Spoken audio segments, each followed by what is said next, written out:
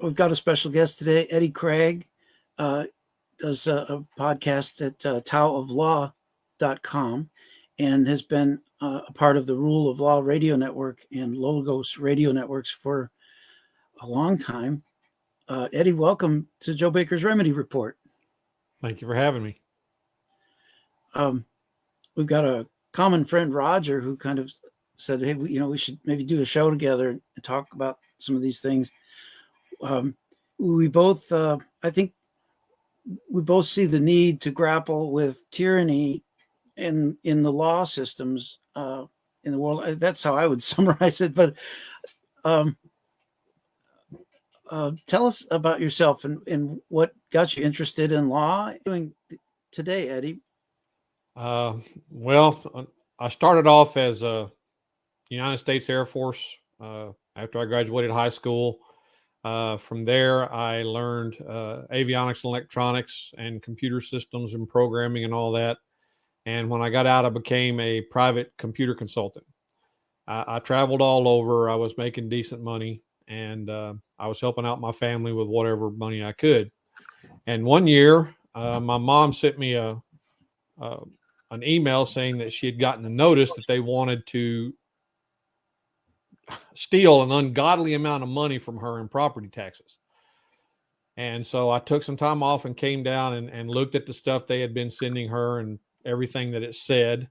And then I started reading the statutes on taxation for property and so on and so forth. And I found out that how the county had been doing their tax assessments was absolutely unconstitutional and in violation of state law. And I went down and I confronted the county tax assessor about it, and he argued with me until I made the point that not only did I have enough money to take him to court, I had enough money to make sure I would win. And so he argued with me a little bit more, and I said, okay, that's fine. The place I will go to from here will be a lawyer, and we will set this up where you will be answering the questions I'm asking in a court of law instead of in your office. At that point, he agreed to sit down and reassess what was going on with the property taxes. He looked at it and he goes, okay, I see what the problem is. I understand what you're talking about. And so I will handle this and make sure that she gets an update on it. And then the next thing that my mother got in the mail was a notification that her property would no longer be subjected to the county property taxes. Wow, that's a big win. It is a big win because what I found out was that the property taxes in Texas, the Texas Constitution specifically forbids the state from levying ad valorem taxes on private property. And when you look at the actual tax code, it only taxes real property. And real property is property that is used for commercial purposes, such as apartment buildings and department stores and stores themselves, things like that. They are not private homesteads. In fact, the Texas Constitution specifically exempts private homesteads from taxation entirely.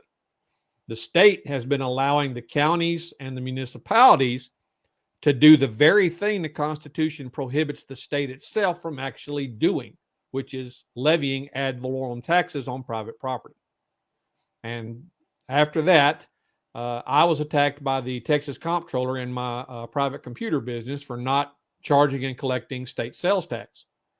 And again, having gone through the tax code and understanding what sales tax actually was, I determined that I would not become an uncompensated tax collector for the state. And they took issue with that and tried numerous times to raid my business like I was the biggest drug lord in East Texas, and eventually drove me out of business by driving away all of my customers. And that's kind of the things that led up to me becoming an advocate for the actual law against those who enforce it arbitrarily and illegally. I don't know. This is fascinating. I'm going to go back and watch the replay of what you're talking about. I'm just astonished. I know I had a computer consulting gig too. You wouldn't think about all the problems I'm having today. But yeah, it was like my services weren't taxable, but it was only when I sold, something, like a memory stick or a modem or something like that, that Mm, those were there. now, well, on that note, may I interject? Certainly. See, here's the problem. If you're incorporated, you are correct. If you are not incorporated, then that is a presumption about being able to buy and sell your property being taxable is incorrect. I was not an incorporated computer business. I was a sole proprietor. The property I bought for use in my shop, whether I sold it or not, was my private property. Didn't belong to a company. It belonged to me. And I have the right to dispose of my property in any way I deem necessary or fit, including selling it to someone else. So in my shop, the way the Texas law is written, you are not allowed to ask for compensation for being a tax collector for the state. They basically ordered every business to serve as a tax collector without any compensation in the interest of the state. Well, under both the federal and the state constitution, that constitutes indentured servitude. Indentured servitude is when the state can dictate to anyone, or anyone else can dictate to anyone, that they have to work for them for free. They have to put up their own labor and their own money for the service of someone else against their will. And that's what the state of Texas is trying to do with every private sole proprietorship in Texas, is convert them into an indentured servant business by forcing them to be a tax collector for the state without compensation. And I refused to do that. And that's why they kept attacking me. Nice. I mean, I'm saying nice to your principled stand. No, I understand. It's horrible that they were coming against you like that.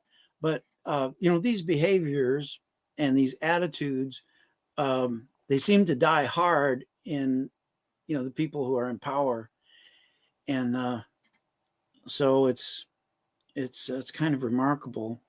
I've given a lot of thought to this idea about incorporation and all this, and it seems to make your corporation really like a part of the state or the country. Well, it is, because a corporation operates by legal privilege, not by legal right. Everything incorporated or corporation is a creature of law. As a creature of law, it is subject to all the legalese that goes with it. As a private individual working in your private capacity in an occupation of common right, doing what you have every right to do to sustain yourself and your family, you are not acting on a privilege. You are acting on a basic fundamental right to make a living for yourself and your family. And therein lies the distinction between the incorporated entities that do business within a state and the private individuals with their own private business. And hopefully it's not a network issue. I mean, if I do run through a VPN, and I tried to reroute that to a closer state than where I'm at, or that didn't sound right. No, that's okay. I use one as well, so Yeah. I understand the concept. Yeah. Which one do you like to use? I use NordVPN because they have no tracking logs on their servers. That sounds good. I've been using private internet access for many years now. I get a little problems, reconnecting on my phone now and then, but keeps them Nord, from. Yeah. I Keeps like them the from. Nord because it hosts a bunch of obfuscated servers and peer-to-peers and things like that. So when you need something specific, they've actually got it hosted in places all over the world. So, Yeah, it's an important thing. I think people should think about running VPNs, and in this day and age when they're tracking just about everything you do, everywhere you're operating from, it could be like, a month from now, you've said something in the past that was absolutely fine in the context of yesterday, but now 2 months from now, in that context, it's considered, by some extremists as treason or something, and then bam, they know right where you're at, where you operate. So you got all that stuff with the you went head to head with the property tax assessor, with the state comptroller or the county comptroller, state. The state comptroller. Wow. And how did that go? So that was the sales tax thing. Yeah, the sales tax. Eventually, I just they scared away all of my customers to the point where I couldn't get any business. So I closed up the shop, moved to Austin, and I have been doing rule of law. I actually started being calling the folks at Rule of Law to try to get some information about how to deal with some of this, because this was before I became very astute at it. And talked to Randy for a while about these things, and studied and read and studied some more. And 8 months after my first call to them, I'd gone through this enough that I could write a dissertation on it, and I sent it to them. Randy read it and invited me to be a co-host on the show, and so I've been there ever since. And that was 2008. Wow. Yeah.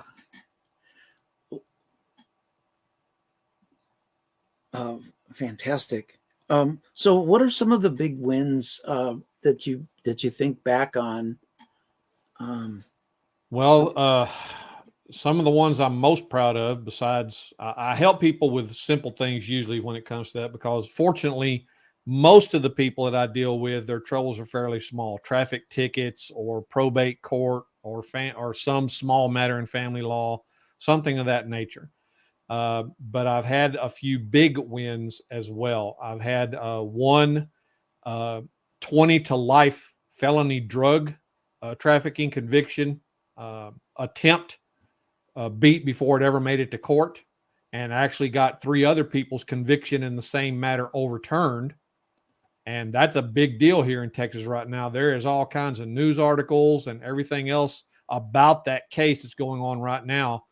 The main reason it happened was I have a friend who lives in San Antonio. Her name is Ruby Sandoval. And what happened was that through friends, she knew this guy who happens to be well known in San Antonio as a person who deals drugs, does a lot of criminal conduct, et cetera, et cetera. Well, he was also in secret, and unbeknownst to most of the people at the time, acting as a confidential informant for the San Antonio Bexar County Sheriff's Department. And their special drug task force used him to illegally plant drugs in people's houses, and then for the informant to report to them where they were hidden in the home so they could get a warrant and stage a raid. This is what they did to my friend Ruby. This guy planted 2.2 pounds of methamphetamine in her house by telling her that he had been kicked out of his apartment and he needed to store a few boxes from his apartment at her house till he found a new place. Well, within a few hours of him putting that stuff in her house, she was raided by the Bexar County Sheriff's Drug Task Force. They didn't search the house. They walked straight in the front door, put her in handcuffs, went straight to the specific room and the specific cardboard box where these drugs were located, pulled them out, took photos, charged her, and arrested her. Wow. This is exactly the scenario that took place for the 3 other people whose convictions we got overturned. The same guy did the same thing by going to their house, asking to use their bathroom, and then secreting drugs underneath the sink in their bathroom, unbeknownst to them.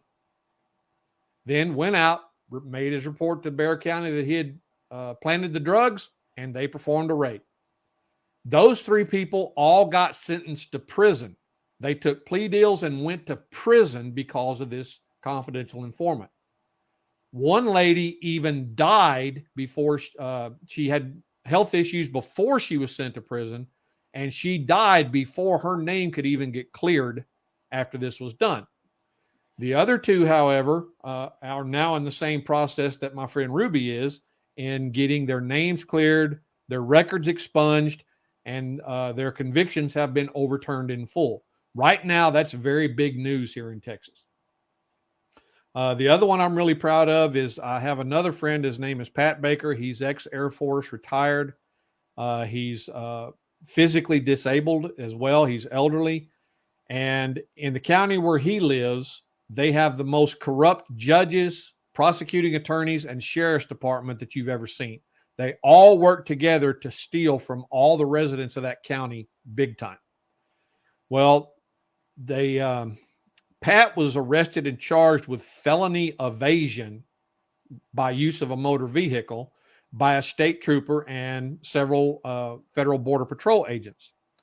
What had happened is that in this county, one of the friends of Pat had been listening to the police scanner all day and had realized that the Texas Department of Public Safety and the Federal Border Patrol were cooperatively creating reasons to pull people over once they left a specific town. They were waiting for them outside of town to pull them over. The Border Patrol agents were and a DPS officer were, while they had other DPS in town monitoring the different roads out of that town and telling people a description, make, model, license plate of a car and what direction it was going on what road. And then they would set up a checkpoint outside of that and pull them over. They were practicing their drug interdiction on innocent people all that entire day. Pat was one of the victims they chose to perpetrate this on. Now, again, Pat, having had past experience with Border Patrol, breaking onto his fences, breaking into his buildings, threatening his family, trying to arrest him illegally, coming on his property unannounced, and just all kinds of things that are absolutely illegal, even for Border Patrol to be doing. So they kind of had it in for him. So when this DPS officer that was working with Border Patrol pulled in behind him and tried to pull him over, Pat was out in the middle of absolutely nowhere. And in the county he lives in, pulling off the road is a threat to your safety simply because there are mesquite trees and everything all along the roads in that county. And you can get a mesquite thorn in a tire real easy and wind up being stuck with a flat. And Pat has no way to change a flat on a car because of his physical disability. And Border Patrol and DPS being what they are these days, they'd have left him stranded if he had gotten a flat out there on the side of the road. And he had no cell service, no nothing out where he lives. So he opted to try to get to some place where it was safe to pull over, which he was still several miles from when the DPS officer attempted to stop him. Now, granted, everyone in this county knows who Pat is. They know exactly who he is. They know his cars, including the van he was in that day. They knew exactly who they were trying to pull over. Well, eventually they put tire spikes in the road up in front of him. The Border Patrol did, blockaded the road, drew their guns, and were drawn down on him when he came down the road to their position. So he stopped.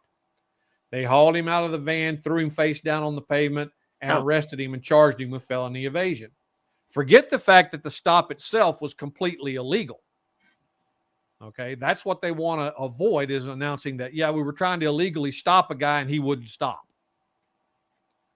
So Pat was forced into a case where they tried to get an indictment against him in secret in violation of Texas law, charging him with a felony without an examining trial, which is a violation of Texas law. And the judges were aiding and abetting the prosecutor in perpetrating an illegal prosecution. Why? Because, one, in Texas, there are 3 steps to getting a prosecution initiated.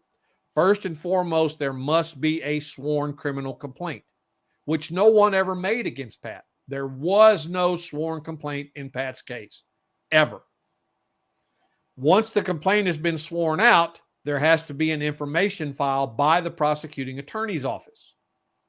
That information must then be attached to the complaint, and if it's a felony, they are then required to send it to a grand jury for an indictment. But before they can get to the information or indictment, the initial step immediately upon the filing of the complaint is the examining trial, where everything gets looked into by an independent magistrate. He looks into the allegation, the facts, the evidence, gets testimony from witnesses, et cetera, et cetera.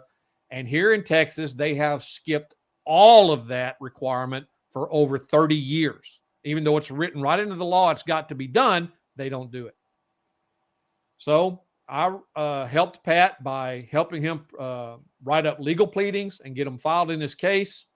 And before he actually got to trial, they kept him in limbo for almost a year and a half, if not more.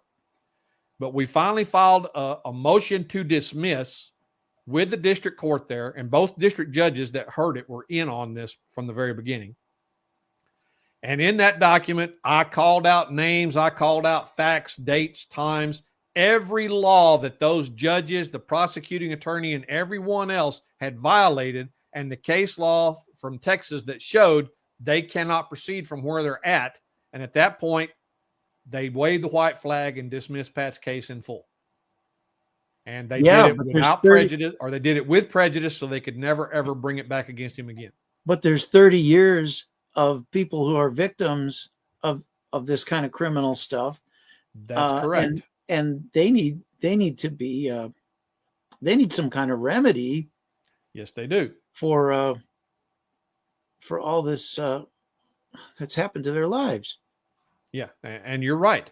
And the problem is you cannot get that remedy from the system that corrupted the system in the first place. And here in Texas, we have this problem, and in every state, really. It's my personal opinion that if you look at all the facts and evidence, the problems of the Constitution not being complied with and the rule of law breaking down to the extent it has can be laid squarely at the feet of the bar associations and the attorneys that run them.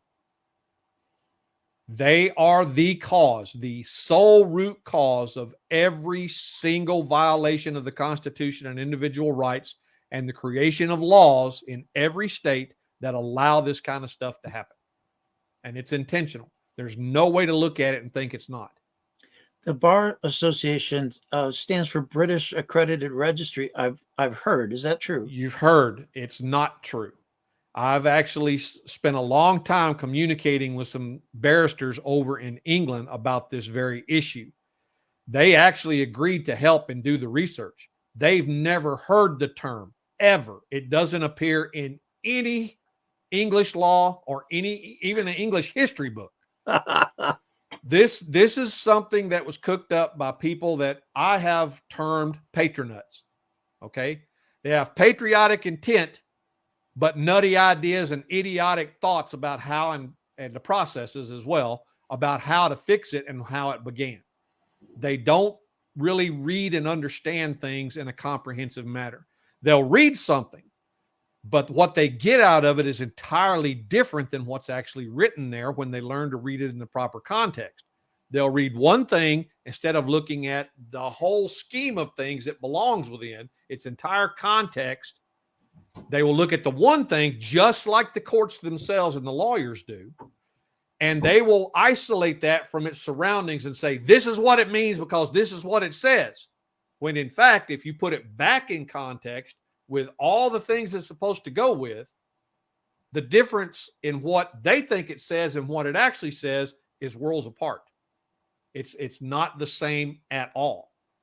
And this is the biggest thing about what I try to teach on my show, is that when it comes to reading and understanding law, there is no one piece of law to do that. The statutory schemes across every state are written to function in the same manner. They are a mosaic. You will have one law in this code and one law in this code and a group of laws in this major code, which is basically the controlling code for the specific subject matter. And then you will have all these other codes that make satellite reference to or use parts of or integrate parts from that general code that applies to everything in depth. And those have to all be read as one complete body. And then you take that collective information and apply it to the specific facts and circumstances in front of you in order to properly understand what that law actually means and does. And this is something that attorneys and judges have gotten really, really, pardon my French, piss poor at for decades now. Law school does not teach an attorney the law. It teaches them procedure and only procedure. And they never, ever take the time after they graduate to actually read and study the published law. They only read some court's opinion about it. They don't ever read the actual statutes themselves unless they're forced to. There's supposed to be some sort of that all the law in all the states, the statutes, the codes, and all this stuff is supposed to be harmonious. I've heard, and like you say, reading it in totality of the body of all the work, and that's where you're saying that it needs to be interpreted from. Yes, and you are correct in the fact that they are supposed to be harmonious, but the difference there is how people interpret that word harmonious. They're supposed to be in harmony nationwide, and anywhere else that comes into play under specific state governed law, that the laws must not violate, first and foremost, the federal Constitution and the rights protected thereby. Second, they cannot violate their own state constitution and the rights protected thereby. In that way, every statutory scheme has to be harmonious. However, the specific statutes themselves will have their variances and their differences. Now, those differences by intent of the constitutions themselves and the right of liberty of the people are not supposed to be politically biased in how they're administered, which means a Democrat state shouldn't be able to do it this way and a Republican state do it that way when it comes to something that actually affects an individual right. In that regard, they're supposed to all be exactly the same because the right is exactly the same no matter where we are. And that, too, is a place where the courts have failed to properly understand and administer the Constitution and justice. So given that, it makes sense when you think about it that certain statutory schemes have to differ from place to place because the facts and circumstances of living in that place will be different. For instance, the transportation code statutes on how particular types of vehicles must be driven and parked and equipment for braking and snow and ice and all that will be different in places like Colorado versus Texas because the landscape, the weather, the geography in general makes all of that a different set of requirements depending upon the time of year. Here in Texas, it's pretty much the same everywhere until you get up toward the Texas Panhandle, where now it becomes an issue where you have to be more like what you would be in Colorado or northern Arkansas. Okay, the road condition, the weather conditions, they affect things differently than they do in the southern part of Texas.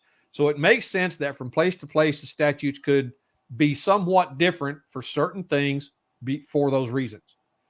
But when it comes to us as individuals and our rights, they are supposed to be harmonious no matter where we live.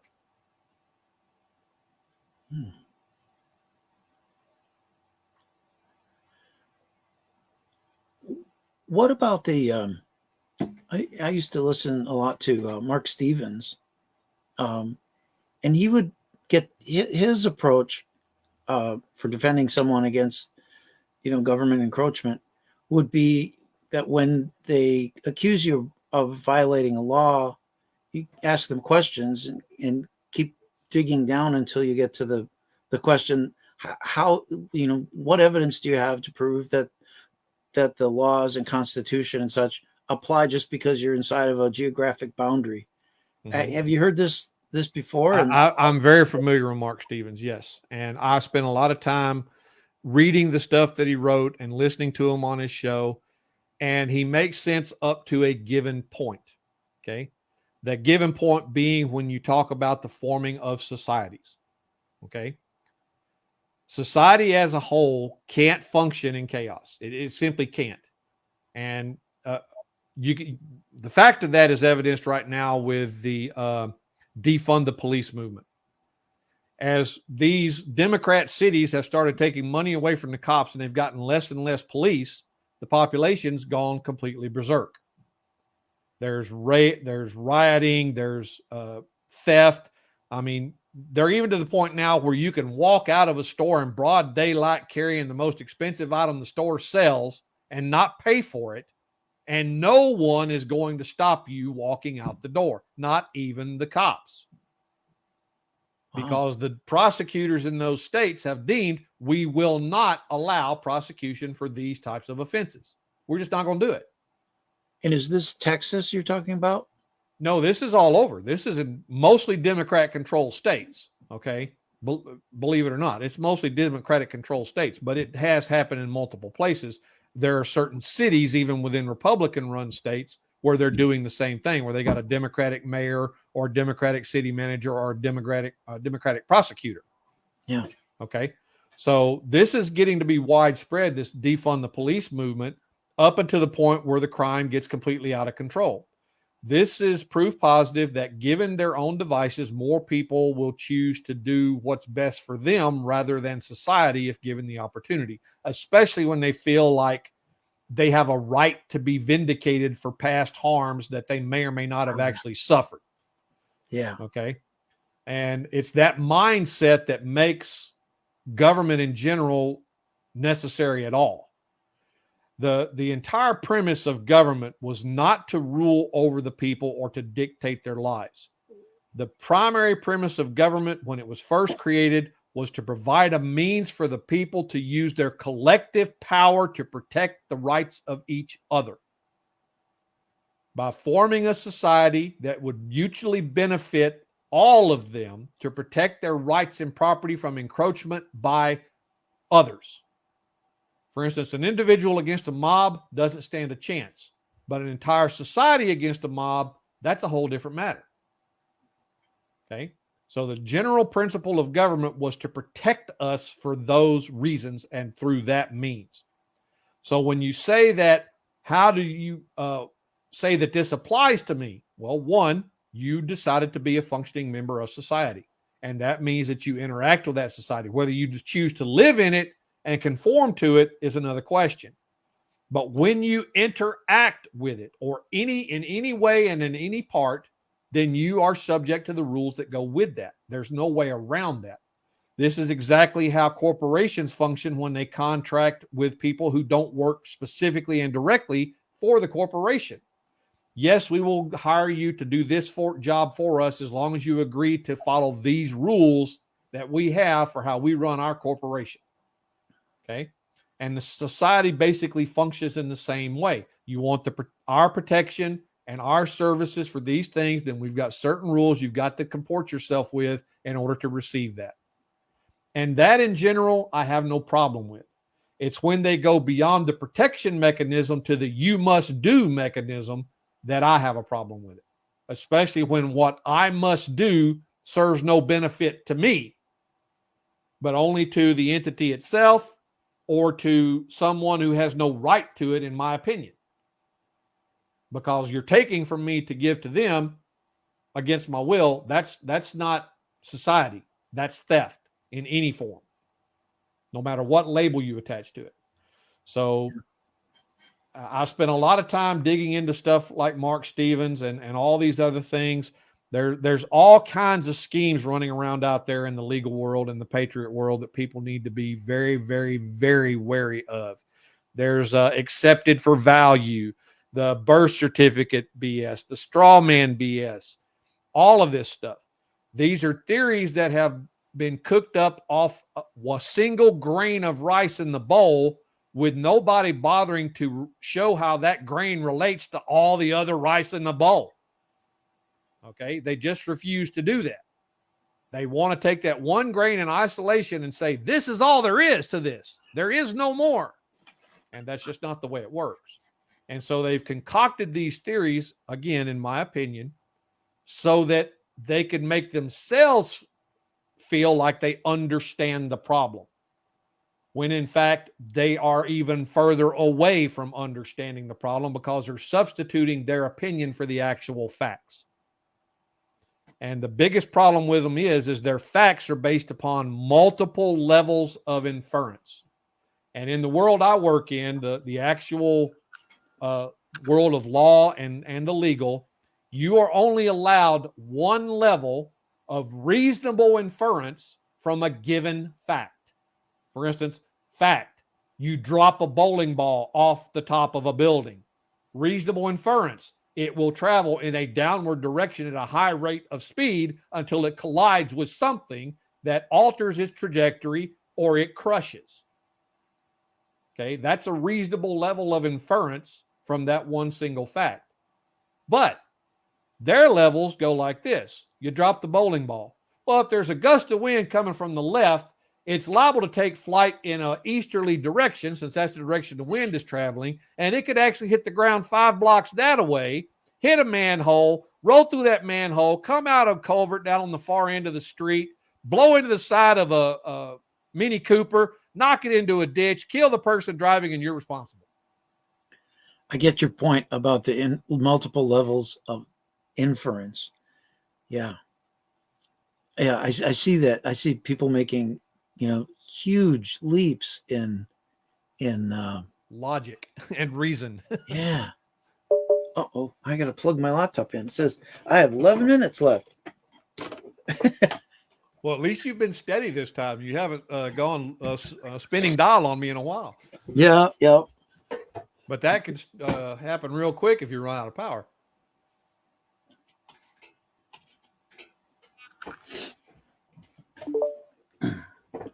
We have power. So that's good. Blow my nose here. Excuse me. Yeah, some kind of cold or something's trying to get me. But I've been working on that real good. Yeah. Wow. So, I've been down a lot of those rabbit holes you've been talking about, the accepted for value, and I still send stuff into the IRS now and then, just hoping against hope that they'll pay it. And I haven't had any. I mean, I have one friend who said he got his father's $5,000 credit card cleared. And see, that's the thing about those types of things is there's always somebody that knows somebody, but nobody that can actually produce something from the alleged receiver of that information that shows without a doubt what you sent us is valid. And so we're agreeing to do what you're asking us to do. And here it is. Yeah. There is no chain of evidence that I have ever seen from anyone that proves what they did was what caused whatever result they're claiming they received, or that they actually got the result they're claiming to have received. People often tell me, well, I haven't heard from the IRS in 10 years. And that proves what exactly? That you've moved 7 times in 10 years and didn't leave a forwarding address? What is that supposed to prove that you haven't heard from them in 10 years? Okay. Well, I sent this in. Okay. Again, what proof do you have that the IRS took what you wrote and said, oh, you're right. Here's what we're going to do about it. Where's your evidence? And they never have it. They just make that leap of presumption from those other inferences that they're sitting pretty because A didn't result in D. And that's a logic I have yet to ever been able to develop. As a programmer, the first thing I learned is there are procedures to writing a program. And every step has to work in a perfect logical flow to get the results you want. If it doesn't go in the same logical flow it needs to, now you can write that flow, that step any way you want, as long as the result you get is the one that you wanted it to have. But the flow itself has to be the same. Step 1, step 2, step 3, then your result. Without that, the program will not produce the result with consistency that you're expecting it to produce. And the same thing in law. There's a certain procedure for everything. Now, the steps may be different from place to place as far as what's within that procedure, but there's still a procedure. This state may have this document. This state may have that form. This state may require you to write the letter or the document or the form, et cetera, et cetera. But in any case, the procedure still basically remains the same. And the steps have to be followed to make that procedure reach its fruitful point. And this is where most people, when it comes to reading and understanding law, fail. They fail because they read things in isolation, they analyze them in isolation, and therefore they understand them only in isolation. And then when they try to put it together with the rest of what's going on, there is no little round hole to fit the peg in that they carved out in a triangle shape. It just won't go in the hole. Yes, I do very simplistic analogies, but one friend of mine, he'd been looking at this stuff all this time, about how to like take control of your straw man or something, and he figured out to just use the patent office to do a service mark on your name. So which the courts have already held case law on that says you cannot copyright a name. It doesn't work that way. Unless you're using it in an actual commercial enterprise. You can copyright a likeness, you can copyright many things, but you cannot copyright a name. Well, it's a service mark. And even that, you can't trademark an individual name, a person's name. You cannot trademark it. Like I said, you can trademark their likeness, you can trademark their autograph, you can trademark a lot of things. But the case law specifically says you cannot copyright or trademark an individual name. Can't do it. Huh. Well, maybe we should punish this patent office for issuing me one. Well, the patent office just assumes you know what you're asking for. Ah. They're not assuming you're asking for something that's human to be trademarked.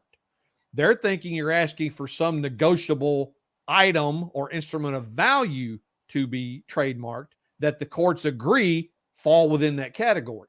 And the courts do not agree that an individual's name falls within that category of thing. And therein lies the problem. Yeah, we'll see. Now ask your friend this.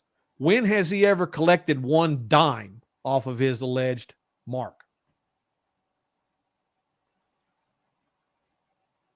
Oh, like from someone using it? Yes.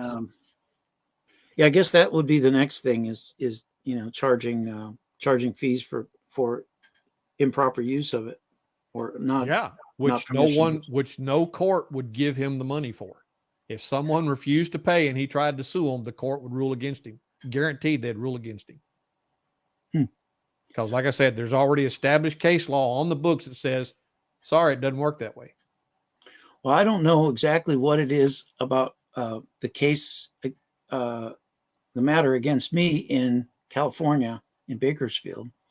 But recently, they've started erasing my case from their history and from the current caseload. It's really old. It was from 2009. And so maybe they have a limitation how long it can stay on the books. Well, yeah, there's a statute of limitations on any thing like that, whether it be civil or criminal. The question is what the state law says about how the statute of limitations runs. See, here in Texas, they have, depending upon the level of the offense, let's just say a misdemeanor, for instance. Here in Texas, misdemeanors, they have a maximum time limit in the statute of limitations of 2 years to file the actual criminal complaint. However, once the complaint has been filed with a court, you can be in limbo forever waiting for them to prosecute it. That's the way the law in Texas is currently written. I don't believe that's valid. But here's the thing. Texas also has court opinions that state that in certain cases, like a Class C misdemeanor, which is a fine-only misdemeanor here in Texas, which is basically a civil infraction in any other state. But for many states, these are actual criminal cases like traffic and so on and so forth. Here they're criminal. But once that complaint has been filed, since the case law ignores the actual statutory law and does not require a proper prosecuting attorney to file an information or get an indictment, despite the fact the Constitution and the statutes both say they must, they just charge you and prosecute you based upon the complaint all by itself. Unless you agree that they can use just the citation as the complaint all by itself, in which case they consider that a waiver of the actual written complaint. But in either way, they've got 2 years to file that document. And then once it's filed, they only have 4 to 5 months, unless you've asked for a continuance as the defendant, to prosecute that case from the moment the complaint's actually filed. Otherwise, you've been denied in your right to a speedy trial, and they have failed to properly prosecute the case. Now, why that doesn't work for many types of other cases is beyond me, because for them to be able to hold a case over your head forever makes no sense, especially when it's a low-level offense. But here in Texas, legitimately, under the law, they can do it. And that's one of the things that I'm working on getting legal reform about here in Texas, is that the statute of limitations not only applies to the filing of the actual complaint, it should apply to the prosecution of the offense under that complaint. That would be nice. And if you can't do that, then you need to stop charging people for BS and only charge them for what matters. Murder, robbery, mugging, things of that nature. Stop going for the revenue and start going for the justice. Yeah. Yeah. I've had a case in Wisconsin. It goes way back.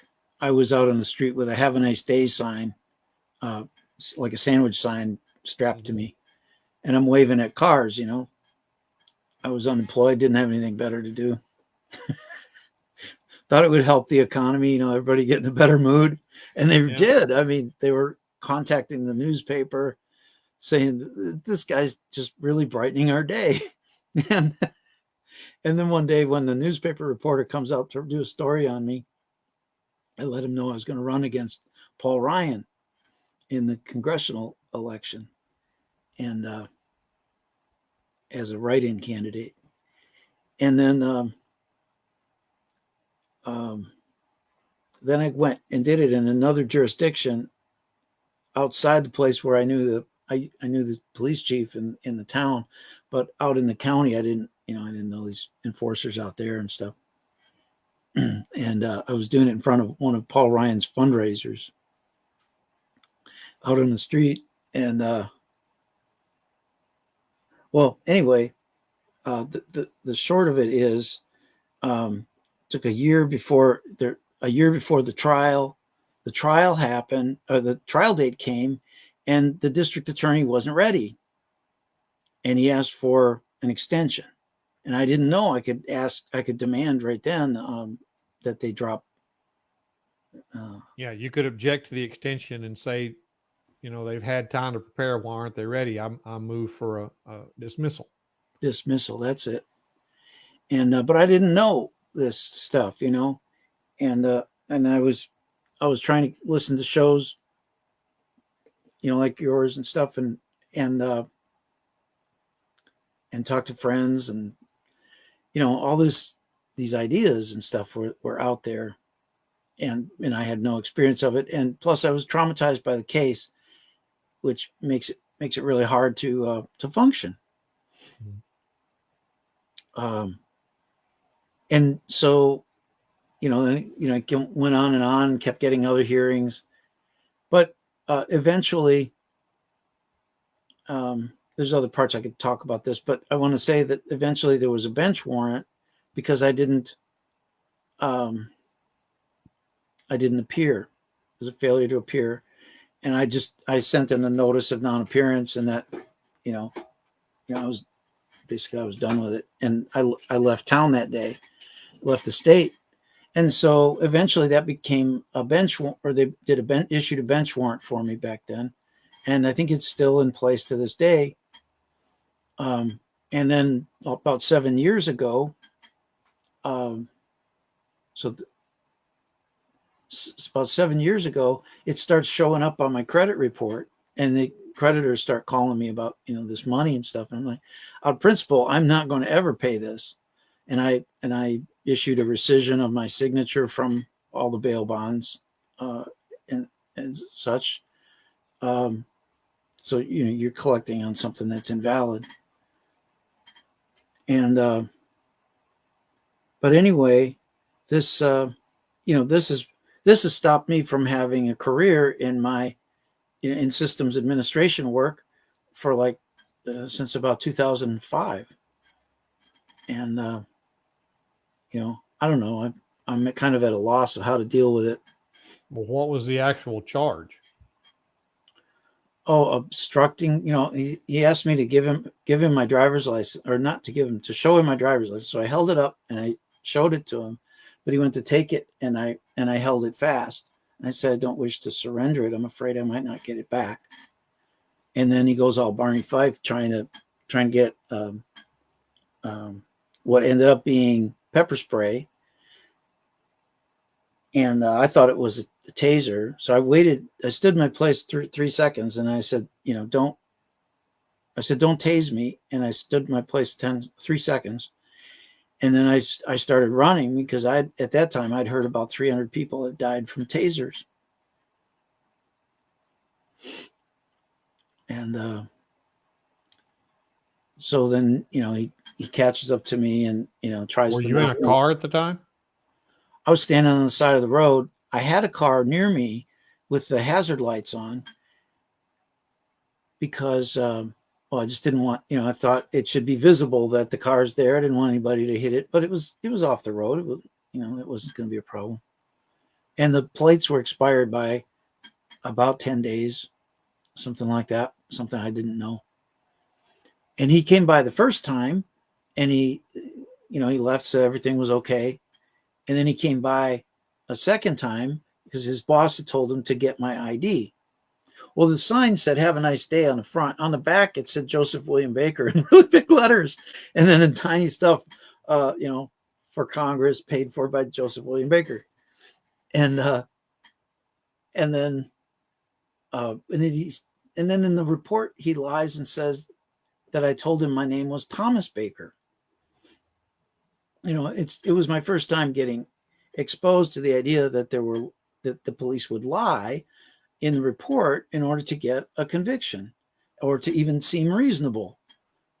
And there's a specific reason the Supreme Court said it's perfectly legitimate for states to hire police officers based upon their IQs.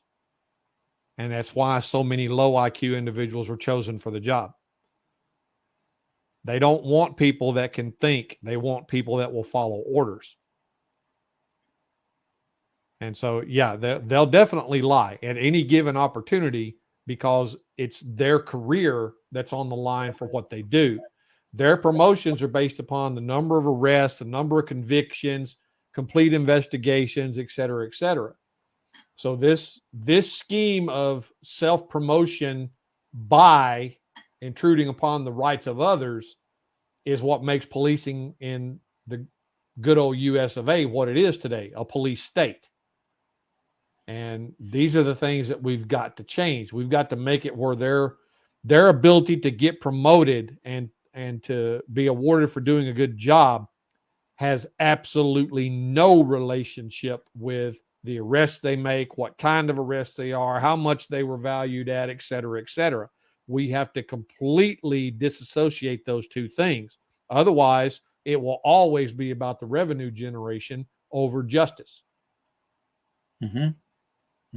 I get what you're saying. And then it bothered me because in the newspaper, I would see this sheriff that had arrested me. I'd see him getting awards and stuff. And wow, that just blew me away. I couldn't really do much about it until about 2005 when I lost a job. I was offered a job contingent on a background check, and it failed because of this ordeal in Wisconsin. And Wisconsin or California? I've had instances in California, Wisconsin, and Utah. Same type of stuff? No, all very different. Wisconsin is the first one, and that was the "Have a nice day" sign. I mean, that even got in the newspaper. It was so ridiculous. The newspaper reporters can't help but write up on a story, that's so bizarre. This guy's "Have a nice day" ended up with, being handcuffed and pepper sprayed.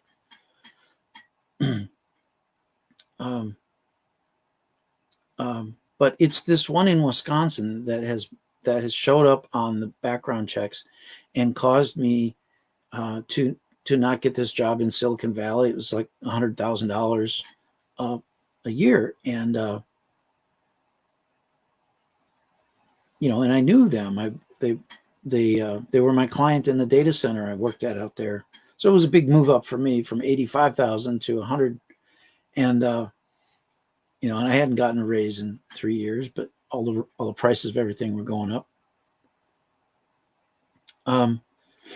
So yeah, this is a problem, and I've gotten to where I'm kind of in fear for my life in dealing with police officers or going to courts and stuff like that. Because in Bakersfield, they actually stomped on my head and clubbed me 15 times. Now, I did, after they clubbed me 15 times, that's when I tipped over the officer. They must have thought your name was Rodney King. Yeah, well, it wasn't too far. Bakersfield isn't too far from Los Angeles. And I've often thought about it, how the case, is similar to the Rodney King thing. And that, heck, I should be seeing a $50 million check from them. But yeah, that's. Oh, Antivax says you're the most knowledgeable person I've seen talk about this subject. You make perfect sense. Thank you. Thank you for being on here, Eddie. Well, thanks for having me. Greta says very interesting discussion. Yeah. I'm not in control of the whole broadcast right now. I've switched over browsers for stability purposes.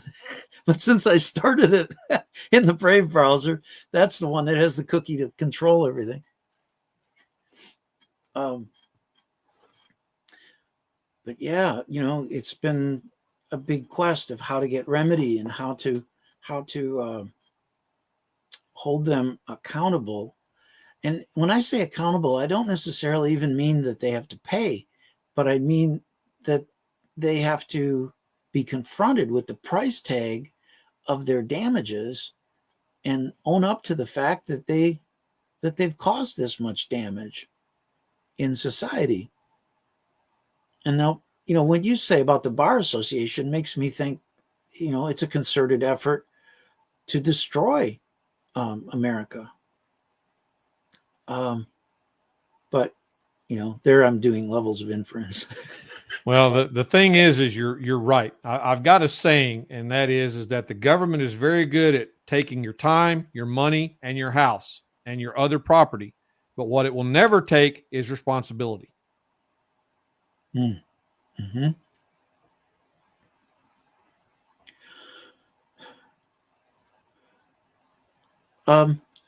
Well, I want to ask you what you think, the solution is moving forward from here. Well, honestly, my idea of a solution is everything has to begin locally. The way our government is designed, our government is not a trickle down government, it's a trickle up government. Everything begins locally when it comes to your government and the people responsible for making sure the government is run properly in the service of the people rather than itself and for those that are invested in it. So given that, we should get to know the people that we're putting into office at every level of government. We know them not simply because they're on TV or we hear them on YouTube or whatever. We know them because they're actually our friends, our neighbors, people from our neighborhood. Okay. We know them through people. We know other people's people because we know those people in the surrounding towns, etc. By getting to know what's going on locally and making sure that only those that you trust to do the job right and are doing the job right are allowed to remain, we begin the trickle up process. Right now, we've become a very disinterested society. We feel that the entire system is so corrupt, it's better just to turn our back and walk away from it than to try to fix it. In some ways, that's true, but in others, that's a catastrophic decision. The reason for it is because you have to kind of look at the government we have as a permanent fixture rather than an erector set that will fall apart without regular maintenance. The permanent fixture aspect of it is it's in place whether we like it or not. So the only thing to do with it is to ensure that the proper people are in the proper place within that system to maintain that part of it the way it's supposed to be done. If we fail to do that, we get what we have right now.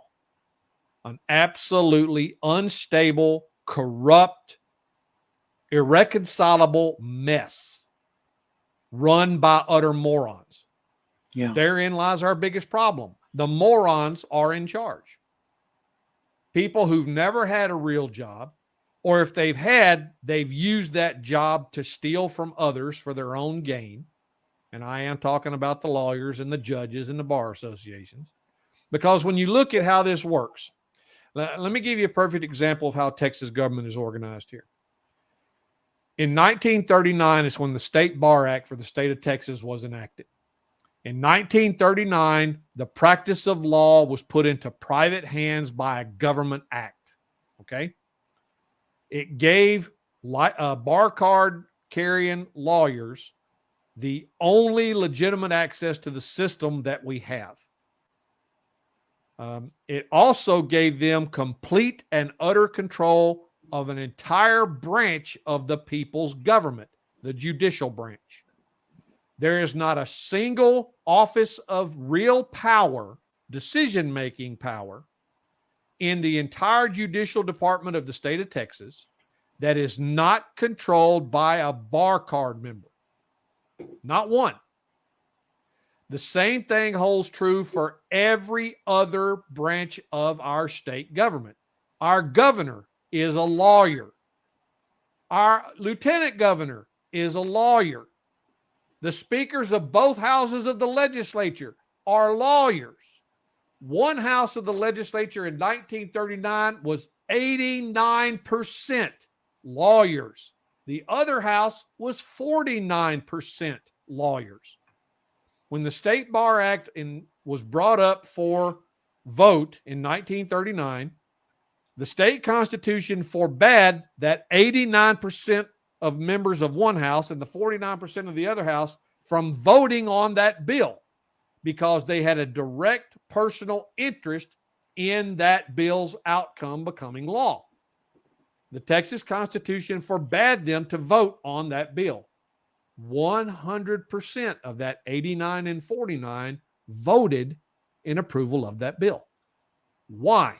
Because it gave them a private monopoly on the practice of law. It ensured that their livelihood could not be taken away for almost any reason whatsoever, because it was now protected by the state and the awesome police power of the state, which they, as judges and lawyers, actually controlled.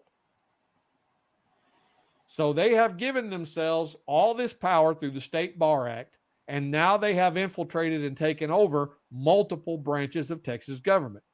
And here is where the big caveat lies.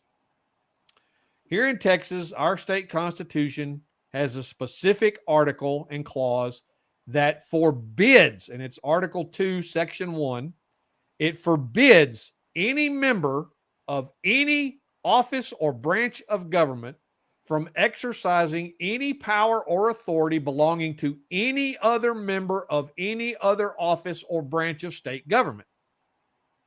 So how does that affect what I'm talking about? Well, it affects it like this. Can you say that again? Article 2, Section 1 of the Texas Constitution is the separation of powers clause. It specifically prohibits any person within any office or branch of government from exercising any power and authority belonging to any person or office of any different branch. Okay. Okay. Now, the State Bar Act is codified here in Texas law under Chapter 82 of the Texas Government Code. Under Chapter 82, it specifically states that the state bar is enacted and created as an administrative office of the judicial branch of government. Oh, I see where you're going with this. Now, as an administrative office, every member of that office is a de facto judicial officer limited to activities within the judicial department of government. Right. However, there's another problem. Their ability to practice law is not a license. It is that membership card in the state bar. Texas and no other state issues a license to practice law. They issue a card to be a member of the bar association. And as an administrative office of the judicial department of government, anyone that's a member of that office is a judicial department officer. Okay? Officer of the court. They're a judicial officer, not just of the court, but of the entire judicial department of government. Okay. Now, given that, they now have a constitutionally illegal monopoly on the practice of law and use their public office for their own private and personal gain. That bar card is what allows them to stuff their pockets with money. Yeah. Okay? So not only do they steal from us through this unconstitutional monopoly in Texas, they now go and become members of other branches of government while still having an active bar card. And they can't do that. It is absolutely unconstitutional. I've got an entire legal white paper I wrote up on that subject. I've actually got copies of the original legislation, a copy of the actual signatures and votes cast on the bill by those lawyers that were in the House of Representatives and the Senate at the time. It shows how the entire bill was absolutely illegal in its enactment. Absolutely illegal. And yet every time they have the Sunset Commission meeting downtown in Austin, and I go down and I challenge their ability to not sunset the Bar Association, they refuse to do the necessary research. They say, we'll go see if there's any legal precedent. Legal precedent has nothing to do with this. This is what the state constitution says. Legal precedent does not trump what the state constitution says. And the legislature cannot create a statute that supersedes what the Constitution says, especially when that legislature was controlled by the very people that benefit directly from the legislation, financially and personally in every way. Wow. Were all those state bar associations created around that 1939 time? They were probably. I don't know that for certain, since the bar's been around since, I think, the late 1800s as a general idea.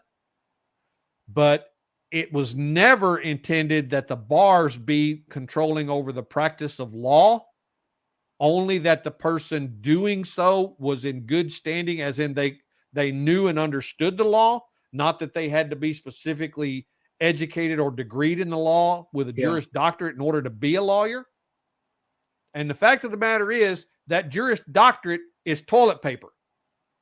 And the proof of that is simply by putting a law book in front of an attorney and saying, read this and tell me what it says. And he'll read that one thing, and he won't bother to look and see if there's anything else that affects what he's reading and decide what it means without going any further. That right there is proof positive he is not qualified to have that bar card. He is not qualified to represent somebody in a court of law because he doesn't actually know the law. He only knows some other lawyer's opinion about the law. Like you said earlier, they know about the process. They're trained in the process, and then they have to learn. They have to study and see how it connects to everything else in the law. Later, the bar card is not something that tells them that that is evidence that they know the law. No, it's a dues membership card to a club. That's all it is. It's a club card, like Sam's Club. Wow. The way you say this, it reads almost like G. Edward Griffin's book, The Creature from Jekyll Isle, where the banks were taken over. Yeah, there's so much law that people fail to apply. They replace it with opinion and policy rather than what the law actually says. For instance, in reference to the banks, did you know that the banks are actually prohibited by federal law from demanding a social security number from an American citizen to open an account? Yes. Okay. My friend told me that. He told me about it's in the Social Security code. It's not meant to be an identification number. Your friend's got that incorrect. He's right in that the fact that it's not supposed to be an identification number. In fact, the original cards that were first issued when it came out, I remember seeing my grandfather's Social Security card back when I was a kid, and stamped right across the front of it in red ink, it said, "Not an ID." It said it right on the Social Security card. And that's the lie they told the public to get it passed. We'll never use it for an identification number. Never, ever. And that's exactly what they turned it into. But the key to understanding what I said was about the banks not being able to demand it has nothing to do with the Social Security Act itself. The Social Security Act specifically says a Social Security number is not required to be acquired by any American. We're not required to have one. Never have been. Never will be. The law I'm talking about is the Privacy Act of 1974, which specifically makes it a crime and a civil tort for any federal or state institution or entity that's regulated by either to require a Social Security number to engage in that entity's services unless that entity had a mandatory procedure for that number in place prior to 1975. And they didn't. No one did, because it was not intended to ever be used that way. The second set of laws, The Privacy Act, that was the Privacy Act of 1954, you said? 74. Right? Oh, 1974. Okay. Yes. And the other set of laws specifically goes to the banks directly, and it's in the internal, I think it's the Internal Revenue Code, but in any case, it specifically says how the bank is to handle bank accounts for which there is no taxpayer ID number, which is what the SSN is used for, is a taxpayer ID number. For accounts that are open without a taxpayer ID number, the law specifically states the bank must ask for the number. But if the number is not provided, the bank is then required to simply list that account on a specific report if that report is ever requested by the Secretary of the Treasury that says, here's all of our accounts that are not associated with any kind of taxpayer ID. And that's it. That's all that report has on it. Here's the list of accounts with no taxpayer ID. And so by putting a Social Security number into an account, they're literally putting you in peril with the IRS. Because when you put a tax ID number on a bank account, you are signifying that all the funds that are going into that account are in fact taxable, when in fact they are not, if you're an American citizen living and working within the several states of the Union. Americans' income can only be taxed if it's coming from outside of the United States. And you're bringing it back into the United States. The only other person that the tax code specifically says that it applies to as far as taxable income is what's defined in law as a U.S. person. And a U.S. person is not defined as an individual living and working in the U.S. A U.S. person is actually a foreign individual or corporation as defined by federal tax law. Wow. So when people start trying to argue about why do I have to pay income taxes, or my straw man don't pay income taxes, or I'll accept for value income taxes, that's why these people are going to federal prison, because they aren't reading the law. The law makes it very clear, albeit it is written to confuse intentionally. If you will muddle through it and you will connect the dots properly, you will find the picture that it draws lays everything out in a way that is irrefutable.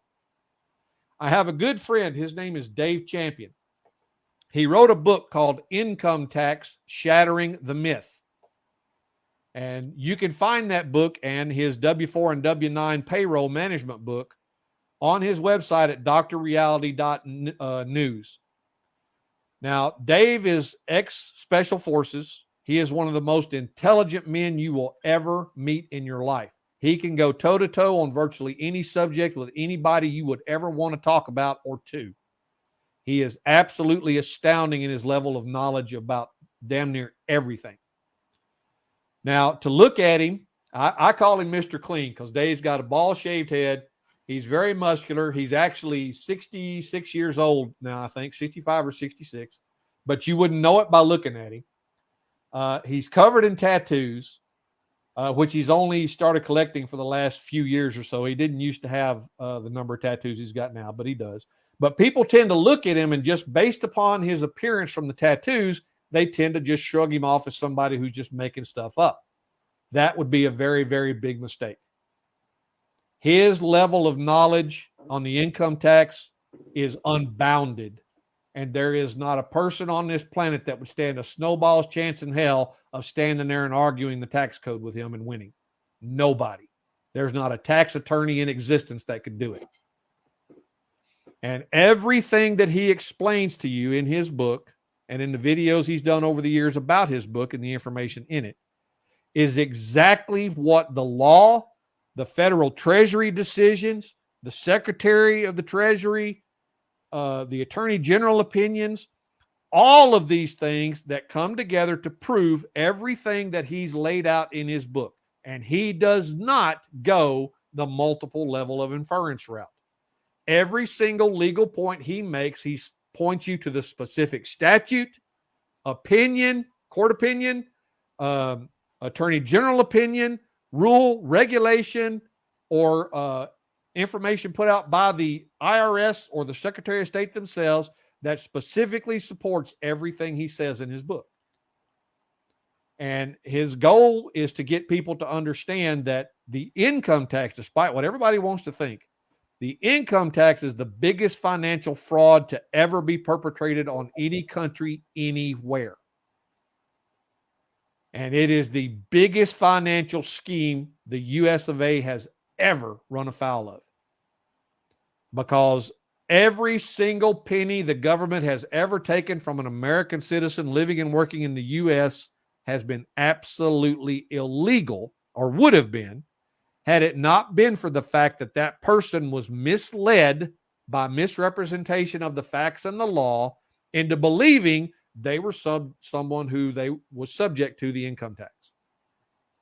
And that is where most people make their biggest mistake when it comes to law and legal assumptions and presumptions. They will hang you out to dry more often than they will save you. Everything that's said and done in law needs to have supporting evidence, or it's simply an opinion. Any decent judge would tell you that. But there are no decent judges either. So here we are having to teach ourselves on how to fend and fight for ourselves, because the attorneys are not here. They're just like doctors. Finding a cure for a disease does not benefit the doctor, ever. Keeping his patients alive and coming back is what benefits the doctor. The same thing holds true for the attorneys and the judges. If I taught you what the law actually was and how to understand it, I wouldn't have any work because you wouldn't need me. That's their greatest fear, and it is their greatest loss of control.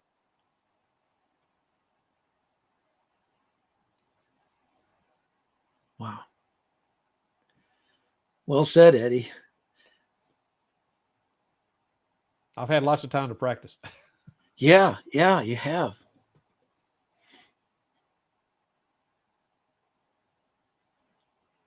I've been working on a system of remedy.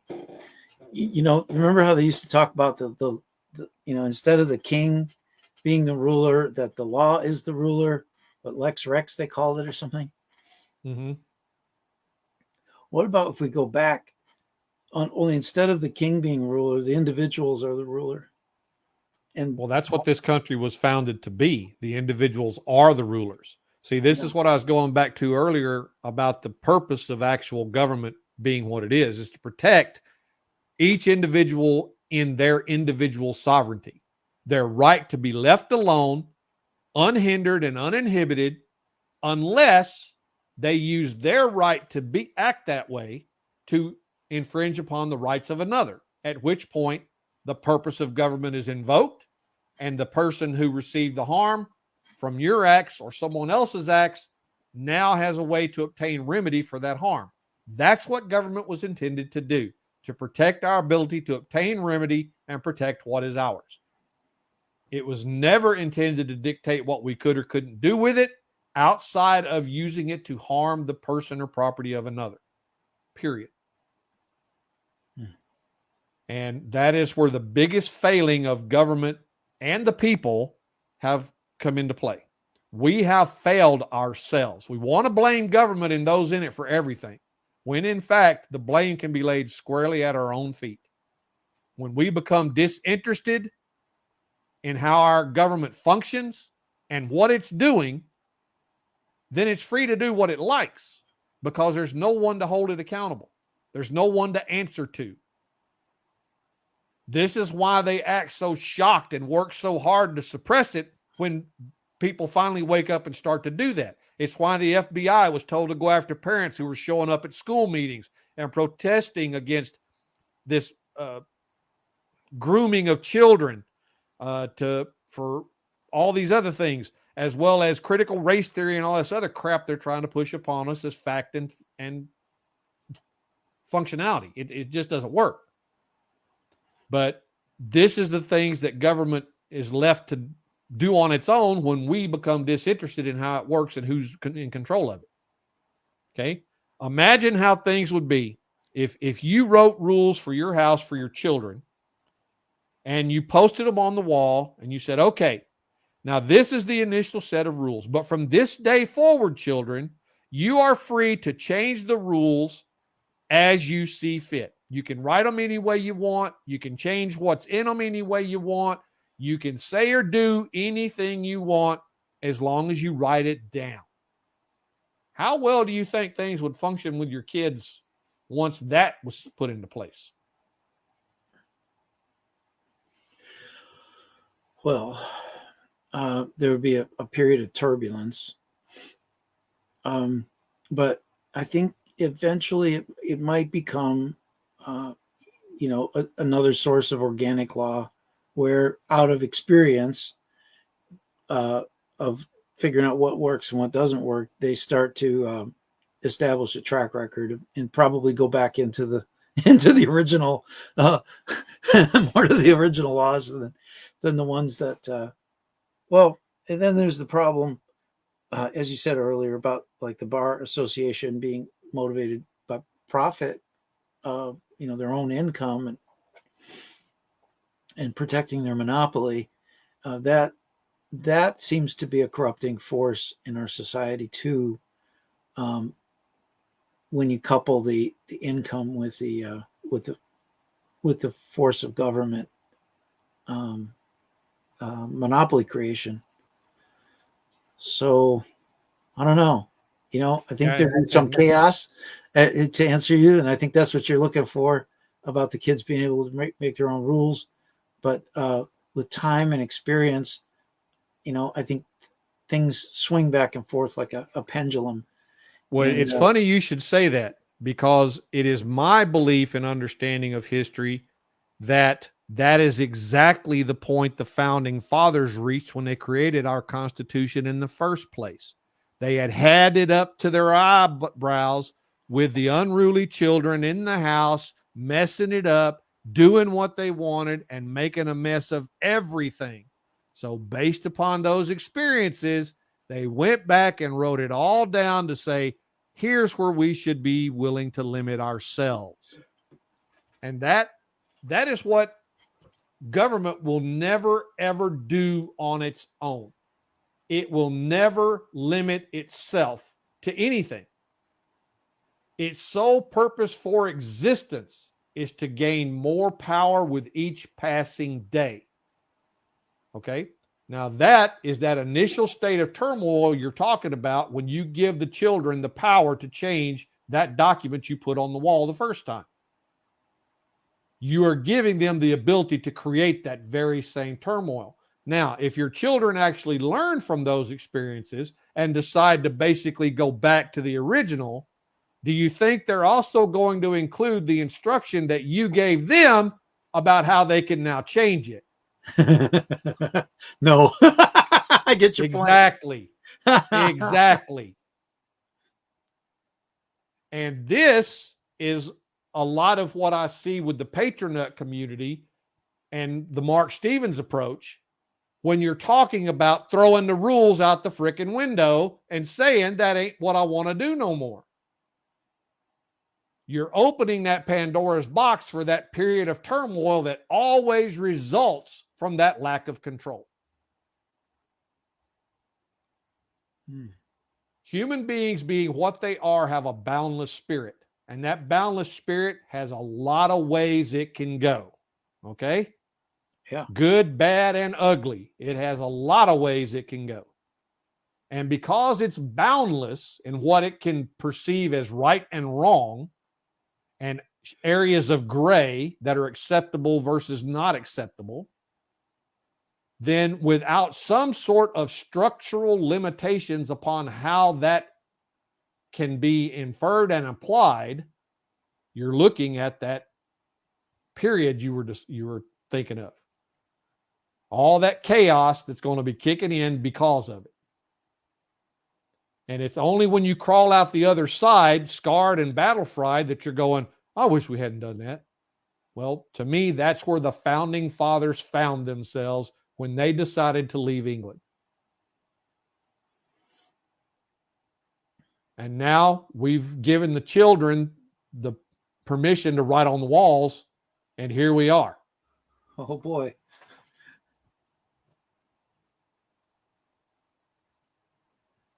Yeah.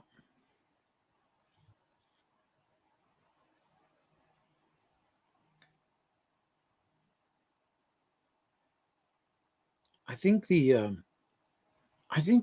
thing that I remember Mark Stevens talking about was not so much that there wouldn't be rules, but that there wouldn't be rulers, or like not a separate class. Yeah, And, but again, what are we calling a ruler? See, this is the one thing about Mark Stevens I've never, and I'm sorry, I don't mean to interrupt you, but on that train of thought, I tend to latch on to things as they go by me. My brain Yes. just kind of functions that way. Right. It works. But the Mark Stevens approach is that when you say that we want rules but no rulers, well, who are we expecting to enforce the rules? And why are rulers anything other than rule enforcers rather than rulers? I mean, what is the actual meaning of rule enforcer if it's not ruler, someone who applies the rules? Okay. So you can't have one and not have the other, because either society as a whole has to band together to enforce the rules, which means every Tom, Dick, and Harry in the neighborhood has to join the party and the posse when it comes time to do something, or they gather a select group of people to go and handle the situation as the posse, right? Yeah. Well, that's the situation we're in. It's all or nothing, according to Mark Stevens, yet that's not the way our society functions. It's some on behalf of all that we've established this set of rules and the ability to enforce them. And we put that power in the hands of some. You follow? The part that becomes the problem, not that there aren't necessarily enforcers, let's see, but it's the problem is when the enforcers are not subject themselves to the rules. But that's the thing. That's when society needs to come together and outnumber the enforcers and apply the rules equally. When the enforcers will not enforce upon themselves, that's when it becomes our responsibility as a people to enforce it ourselves. But once again, we would rather be lazy and apathetic. And by the way, folks, in case you hadn't done the math, apathetic, I think, is like 89% pathetic. All right. That to me is what that word has always meant. But if you're going to be apathetic, you're going to get what you deserve out of the things that you build and create. It's that simple. And we've created a government that is drunk on its own power. And we are doing nothing as a people to stand together, united, and bring it back under control. We let it set its own rules and come up with ways to divide us. And then we swallow those divisionary things, hook, line, and sinker in groups. And so as the saying goes, united we stand, divided we fall. They know this saying very, very well. This is exactly what they're putting into practice. They are dividing so that we will fall. Yes. Yes.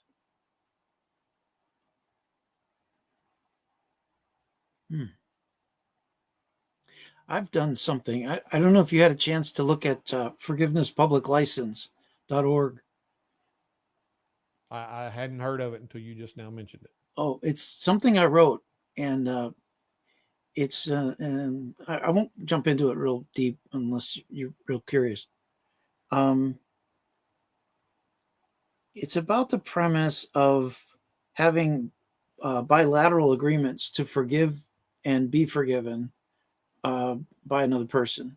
So I got this friend Star, and she and I agreed to do this. And when we forgive, we can create a financial asset that outlines what the damage was and how much the value is, and then we can put it to like a cryptocurrency or something like that. That's the principle of forgiveness public license, that we can offset our damages by when we forgive them, we create an asset worth the value of the forgiveness. So we can do something with it financially down the road.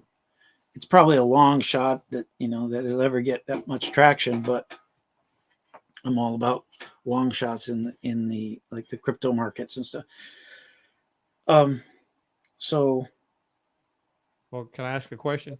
Yeah. And not meaning to rain on your parade, it's just something that pops into my head again, the way my brain works, being a programmer. Yep. The reason I was so good at it was the first thing I noticed is how the code is going to mess up the rest of the program when I'm writing a function or subroutine. So when you say that individuals get together to create a forgiveness that has a particular asset value to it, how do you prevent fraud upon the system?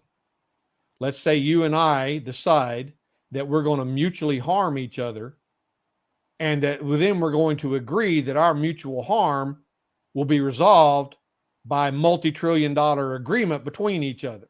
Yeah.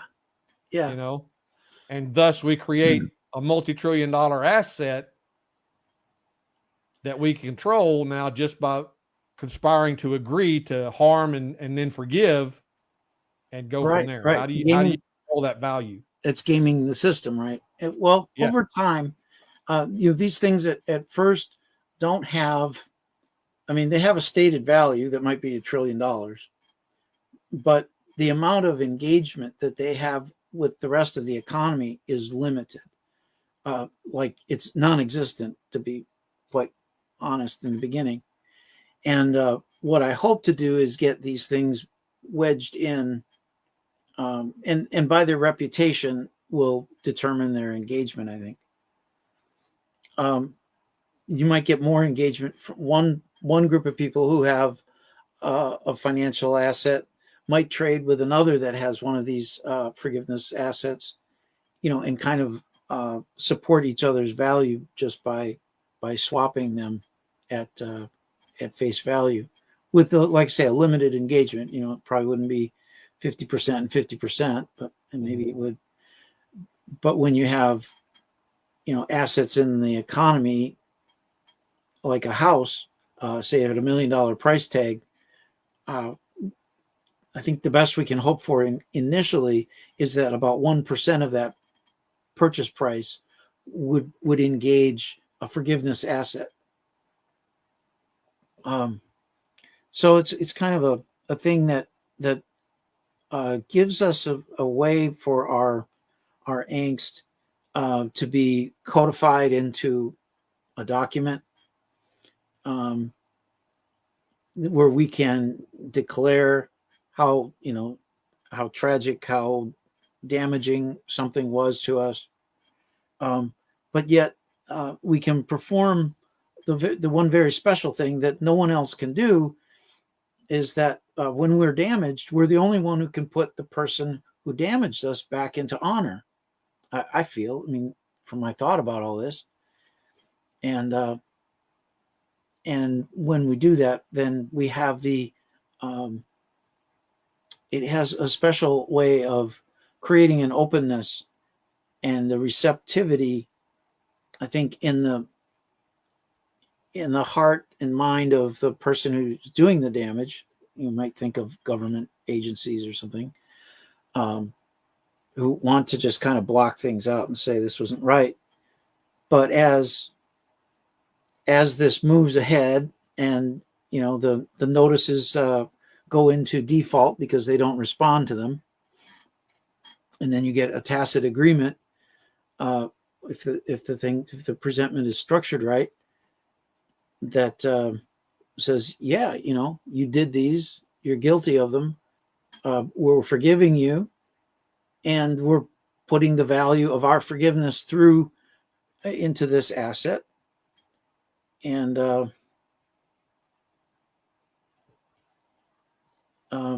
yeah, I think it just has it has the way to start rebinding our hearts together. And then as we use the kind of money, if we can get to the point where it actually gets some traction, as we use it, it has a way of teaching us, and that there's a goodness in us, and a way of bringing people back into the fold, despite the things they've done. It really separates the wrong from the wrongdoer, and helps to isolate that out and separate it, and allows us to kind of reunite with people we'd otherwise, we talked before about how divide and conquer, the idea is to divide or separate people. And so this is kind of like trying to even bring us back into some set of detente or whatever with our enemies even. Okay. The beauty of having an infinite trust relationship with somebody is that when government comes against them, like my friend Starr, they falsely arrested her and imprisoned her for 15 days without a verified complaint. And so now I was able to write the city administrator, and I said, look, I have an infinite trust relationship with Starr, and you affecting her affects my net worth. I mean, I know we're dealing with different kinds of money, and we're talking about, the value of forgiveness and all of this, but it really does. I mean, she and I, and this forgiveness public license is almost bigger than, like either than like a marriage or something. I mean, you could probably walk away and dissolve the agreement, but for starters, it's like a powerful thing. And you might think about it being inflationary and all this, but really, doesn't each one of us have infinite worth? I mean, that might not seem reasonable at first, but I found I agree, we do, but usually that infinite worth is value placed upon us by ourselves and those closest to us, not necessarily everyone around us. And then you have the issue of those who simply don't agree with what you contemplate your forgiveness value is. yes, yes. And there you have a contested case, which, how do you reckon? Well, something not to get into today, I would presume, but just a question of how would you reconcile things of that nature? These are all things that you'd have to hammer out and get into a well-determined structure for this to get where I hope that you could get it to if it pans out. Mm-hmm. But I do see that Anti-Vax has a comment down here that it sounds like they're asking a question about how there's so many individuals that are working independently and attempting to do these things. I absolutely agree. There are thousands upon thousands of small groups and individuals, and even a few large groups that are working to make changes where they need to be changed. The problem, as I see it, is they don't work together in the most effective way they possibly could. Imagine if we all combined together to become one fighting body. Let's use a boxer, for example. How effective and dangerous would a boxer be if he could throw multiple punches at multiple levels simultaneously? A shot at the head, a shot at the gut, a shot at the kidneys, and an uppercut all at the same time because he's got different hands to do it with. How dangerous would it be to get in the ring with somebody that could fight like that? Well, if all of these individuals and groups got together with their particular areas of expertise and know-how and formulated a system of fighting and attacking and defending that took advantage of having those kinds of multiple arms and used them to effect, changing this system would suddenly get a whole lot easier and happen a whole lot faster.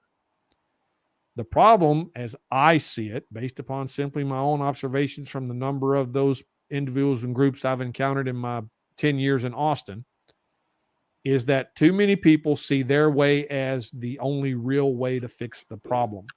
They don't see a cooperative way for a lot of them to work together because their method of approach is too vastly different to integrate. They're wanting to devise new systems to act upon the existing system, when in fact, my personal opinion is the better tactic is to utilize the parts of the system that are already in place, and these individuals and groups take their particular ability to manipulate and control that part and integrate them into a single fighting unit. And then you use the system to beat itself.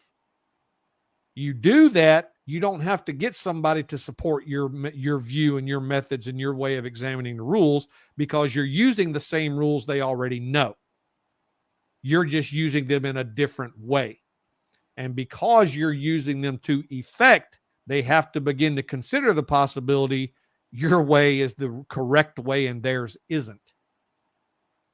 And the difference there is when we're fighting against those who can control the way those rules are allowed to operate versus those who are simply using them. And right now, we've got too many of the former in control. They want to manipulate how the rules function in any given instance, regardless of how they're meant to function, and use them for the ends they desire instead of the ones that the rules, the facts, the evidence, and justice itself actually requires, all to protect the system they've built to operate outside of our system of rules and governance. And they've built it using the very legal mechanisms that we put into place within our system of government, by abusing it, by changing its purpose, empowering themselves to do it, and us apathetically sitting by and doing nothing to stop it and nothing to change it. Therein lies the problem, Anti-Vax, is that we're all working as independent superheroes instead of a combined Justice League. There was something you said earlier about working local and, promoting people, or I don't know about promote. I'm using the word promote, but I had a friend. Promote and support. I agree with that. Promote and support people that understand what is supposed to be happening, how it's supposed to happen, and have the moral aptitude and character to withstand the opportunities of corruption that are going to be thrown at them by the truckload. Yeah. I had a friend or an acquaintance, and I helped him with his, he'd bought this machine for making phone calls, for get out the vote type of thing. He'd been elected to the U.S. or to the state Senate, the higher, there's like 33 senators in Wisconsin. And so he was one of those. And he told me this story about how when he came home from the legislature one day and he was looking in the mirror and shaving, he realized that he had broken his campaign pledge by voting for something. And it gives me the idea, and through multiple levels of inference, admittedly, that there's a certain level of mind control that might be at play in these legislatures.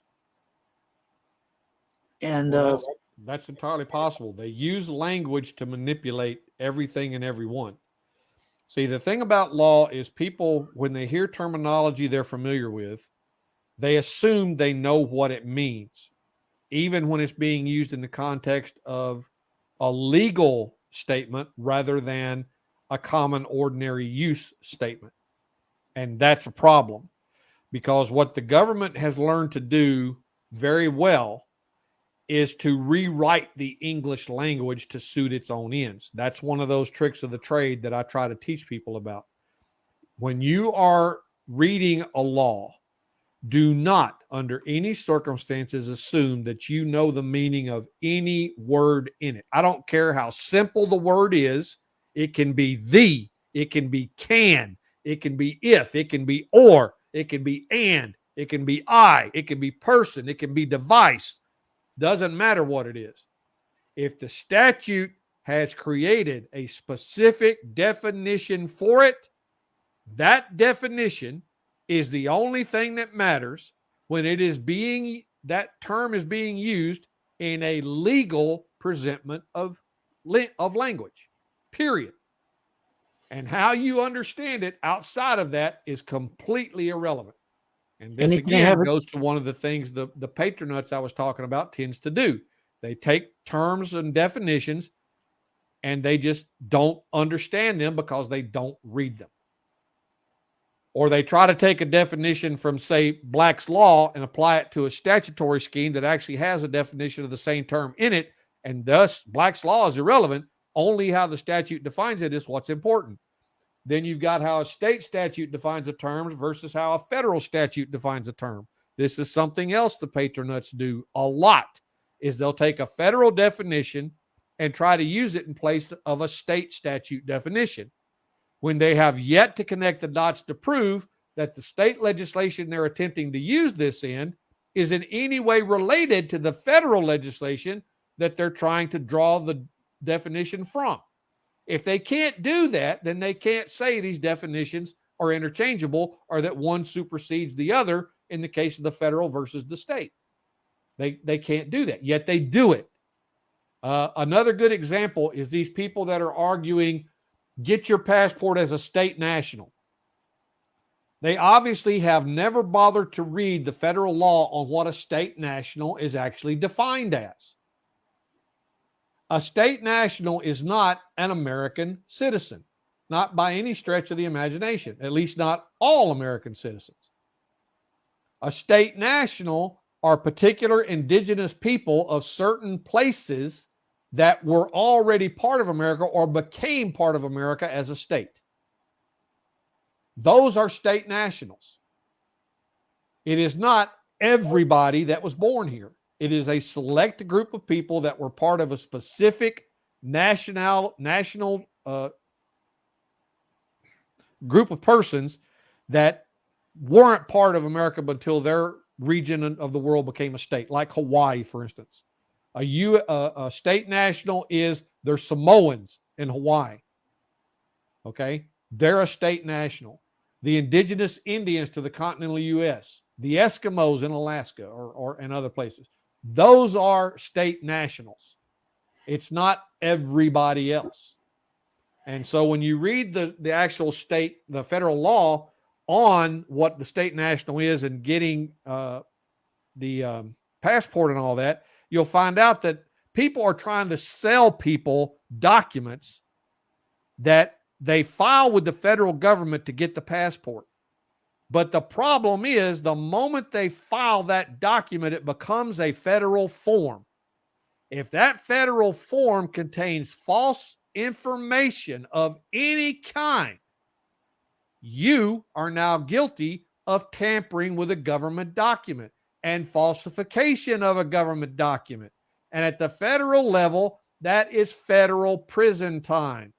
If they ever check that out and investigate it and come back to you and charge you with it, you will go to prison. And why people don't check this stuff before they accept it as fact is absolutely beyond me. I spent 2.5 years researching that bar accreditation, British Accreditation Registry BS before I came to the conclusion that's exactly what it was. It was BS. It was something somebody cooked up so that they could convince themselves they understood what they were reading and thought they understood. It had nothing to do with nothing. It wasn't real at all.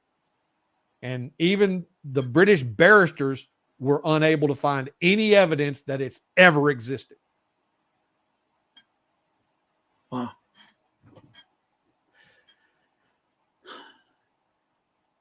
It's been a good show today, Eddie. Thank you.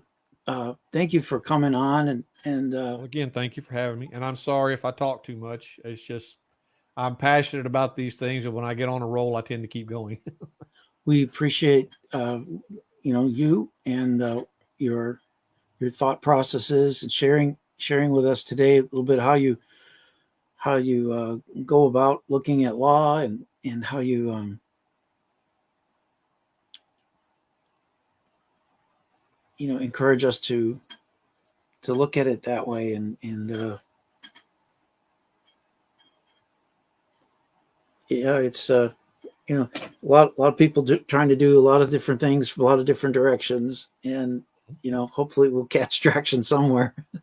Yeah, and not everything that people are trying to do is bad. I'm not in any way saying that. There are some people that are leading people astray, like lemmings over a cliff or buffalo being chased by hunters over a cliff. Yeah. And that's my greatest fear for everybody I meet when they start talking about these other methods that we've discussed today, is that I've already researched everything up to the edge of the cliff. I know there's a cliff. I know that if you follow one step past this point, there is no returning from that cliff. And so when people ask me about them and I try to tell them, I said, look, you don't want to go down that road. And here's all the research on why. Here's everything I've uncovered about this. And yet you cannot get them to read it. And even if they read it, they refuse to understand it because they approach it with a closed mind instead of an open mind. They look at it, it disagrees with their paradigm, therefore it doesn't matter to them. They don't want to understand that their paradigm is based upon fiction. It's kind of like the Democrat and Republican mindset right now. They don't want to understand that everything they're doing is based upon a fictional perception of reality.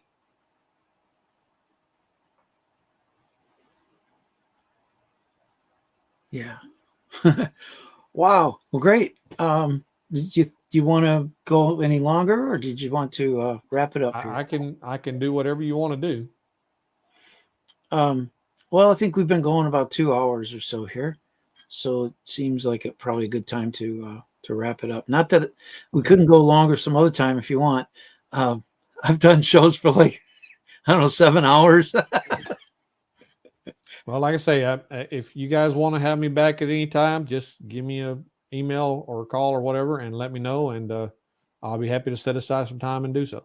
That's great. I want to thank Roger Holmes for kind of arranging this, getting us to meet and talk, and kind of like doing the producer work or something there. And thank you, Eddie Craig, for being on today's show. Well, thank you for having me. All right, everybody. We're going to just, each of us are just going to have to hang up. The show's going to continue for a little bit in the black until I log back in with the other browser and turn it off. All right. We'll see you later. Bye-bye. Thank you, folks. You have a good day. You too. Bye. Anyway, if you'd like to know more about my work and my show, you can go to forgivenesscapital.com. And I mentioned also the Forgiveness Public License, and that's at forgivenesspubliclicense.org. And it's just something I've been working on to try to align people's interests, appeal to the financial interest and greed of people, and to use that as a declarative sort of statement as to how much something is worth. And then instead of making the other person pay it, we just make them aware that it is that large and allow them to object. But if they don't object, it is as we say. Great. And I suppose that's about it for today. Thank you so much. Goodbye.